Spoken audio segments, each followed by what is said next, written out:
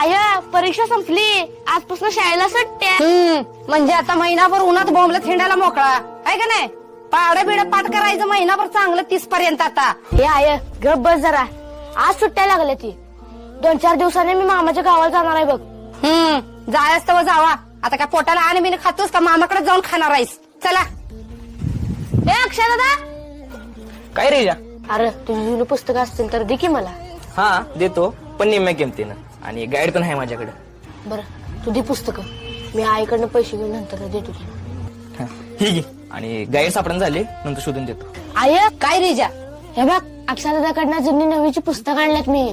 अक्षर नवीला होता वे बाई, त्यानं तुला दिली वे पुस्तकं त्याची? होय, निम्या किमतीनं घेऊन जा म्हणला. आज बापाकडनं पैसे घेते, अक्षरचं पैसे देऊन टाकते पुस्तकाचं. आणि गाड बी देतो म्हणलाय बाय.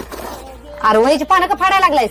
जुन्या वयातली पानं शिल्लक राहिली ती एकत्र करून बाइंडिंग करून आणतो की. यानं मग एक मोठी वही तयार होत्या. म्हणजे पुढच्या वर्षी 1-2 वेळा कमी आणलं तरी चालते, आणि तेवढाच खर्च वाचतो ग.